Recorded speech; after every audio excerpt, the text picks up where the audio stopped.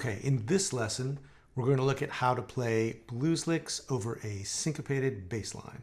And if you want to download the tab that goes with this lesson, you can go to the link below or the link on screen, sign up for my newsletter, and download a PDF of the example that I just played. So a syncopated bass line is different from, say, a steady bass groove or an alternating thumb groove, in that you're not playing with the thumb on every downbeat. You know, steady bass, 2, 3, 4, 1, 2, 3, 4, or even a walking bass line, you're always playing right on the downbeats. And for alternating thumb, it's the same, 1, 2, 3, 4, or variations on that. But here, the bass is syncopated. It's not always falling on the downbeat. We've got 1 and 2 and 3 and 4 and 1 and 2 and 3 and 4.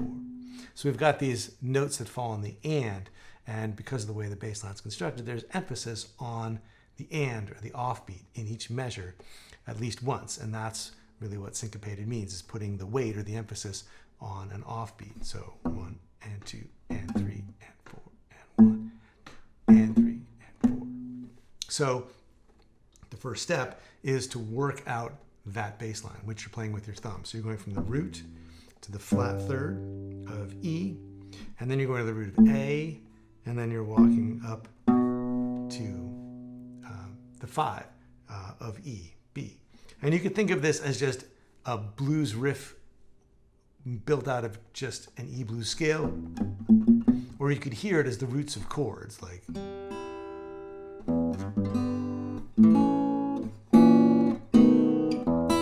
it doesn't really matter, because in this case we're not really playing much in the way of chords over it, so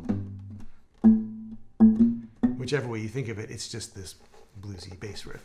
And so once you've worked that out with the thumb, there are 3 different examples of what you can put over that bass line. And the first one is more of a double stop thing, going from the 5th and the flat 7 of E to the root and the 3rd of A.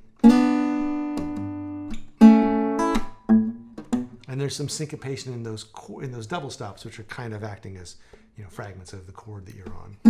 So you're sliding into the 5th and the flat 7 of E right on the downbeat. So you're going to put your fingers 1 fret lower than where they need to be on the 3rd and 2nd fret of the 3rd and 2nd string, and then grab a pinch with the thumb and the index in the middle, and then play the 2nd bass note and hammer on to the 3rd bass note. So 1 and 2 and 3 and 4 and so at the end of the first measure on the and of 4, you're going to sort of jump ahead and anticipate the next measure by getting using your index and middle finger to grab 2nd and 3rd string again, and now you're grabbing this bit of the A chord. So, and then the bass comes in on the downbeat of the 2nd measure, and you hit the high string on the and of 1, and then finish out with and 3, 4.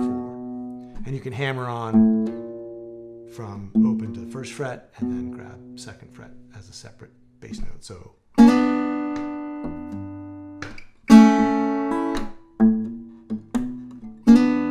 Second time, instead of going up to the high string, you're going to pull off to what's basically the flat 7 and the 9 of the A chord. So pulling off with both the middle and ring finger of the left hand.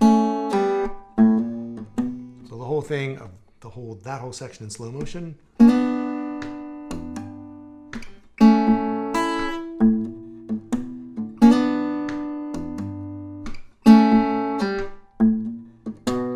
Just repeats for as long as you want to.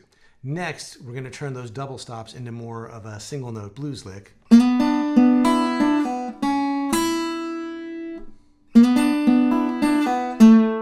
So it's really similar as far as the kinds of notes we're playing, but we're playing them differently. So this opening lick is basically taking this blues or minor pentatonic sound, but using that position that we used for the double stop so that everything rings out, the strings are overlapping, and it sounds pretty cool. So you can use your index, middle, and ring for the 3rd, 2nd, and 1st string, and then have slide from the 3rd fret to the 4th fret of the 3rd string. Hold all that down and then ring, middle, index. And then go to 3rd fret, the 3rd of the A chord at the 2nd fret of the 2nd string and over the high string. And then the second time, going down from the root to the flat 7 of the A. And so of course, the trick is putting this over the bass line. So you just slow it down. You already know what the bass is. You just worked out what the melody is. So now it's putting those two things together.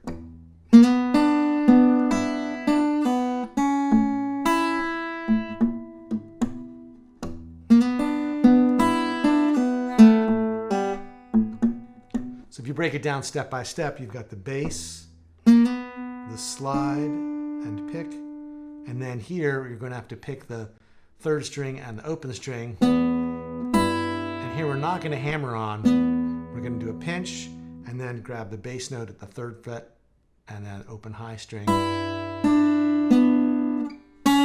So you've got all that time because the bass is just doing, and then you're done for the measure. So all of that, you really just have these 2 pinches. You've got bass and those 2 notes.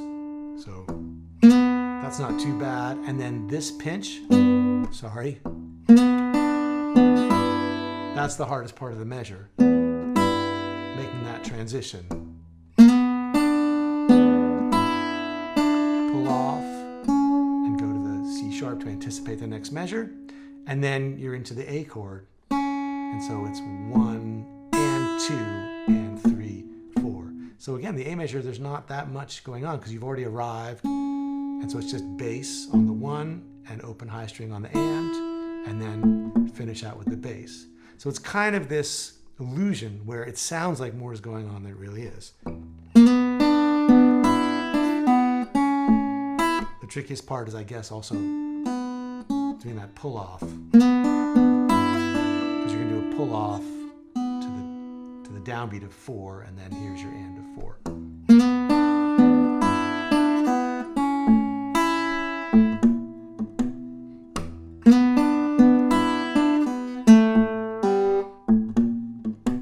So just working it through slowly. Once you know the bass and you know the melody, just going through step by step and seeing what's the bass doing and when do the fingers have to pinch to coordinate with the bass and when can they operate in between the bass, which is easier because you only have to think about just the fingers at that point.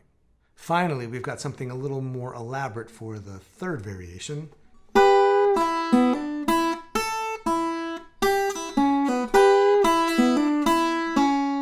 Although it's got some similarities to the other versions too. So here we've got this train whistle lick right on the downbeat of 1, which is grabbing the 5th of E on the high string and then the flat 3rd of E on the 2nd string, using index finger for the high string, middle finger for the 2nd string. And as you play it, you're going to do a quarter tone bend. You're going to start pushing this note up so that you're bending the pitch of the note towards the major 3rd, but you don't really get to the major 3rd. If you did, it would sound too bright and kind of weird. So it's just kind of goosing it towards the major 3rd without ever really getting there.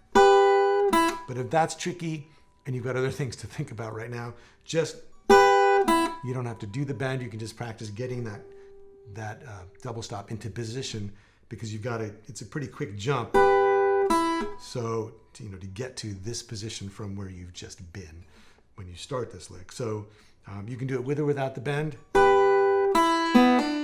And so if you do it either way, 1, 2, and 3, and 4. So again, syncopated lick, a lot of stuff happening on the ands. We're going down to the root, over the 5th, hammering on, and back to the root, and then ending on A, which is anticipating the A chord. So putting that together with the bass.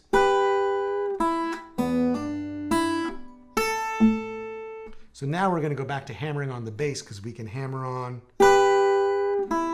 from the open low string and the open 2nd string, if you do it right, and then jump up to that high root. So 1 and 2 and 3 and 4 and And so that hammer-on, the bass is going up and the melody is going up. So you're going to grab a pinch. Let's see, 1 and 2 and. So on the and of 2, going to the downbeat of 3, you're going to grab 6th string and 2nd string open and hammer on with ring finger and pinky to the 3rd fret. And then grab the high string here. And then here we've got the downbeat of 1 and the and of 1. Let's see. And then the bass on the end of 2. And now for the last 2 beats of measure 2, we've got this lick that goes pulling off from 3rd fret to open and then 2nd fret to open. So along with the bass going A sharp to B. So that's adding on to the kinds of thing we've been doing in previous variations. So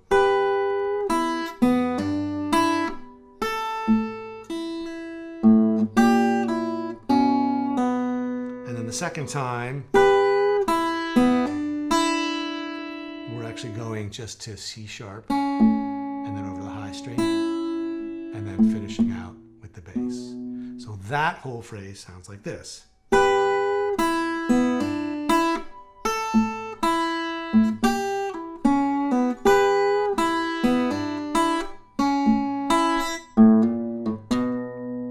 So the idea is once you've got a few of these variations worked out, you can play through them in order, or you can start to scramble the order, or you can even come up with a few new variations of your own and mix those in. The idea is to eventually get to the point where you can start to improvise over a bass line like that. And it provides a really different kind of groove and a real alternative to some of the more constant bass grooves like the steady bass and the alternating thumb. So again, if you want to download the tab that goes with this lesson, go to the link below or the link on screen and have fun working on this, and I'll see you next time.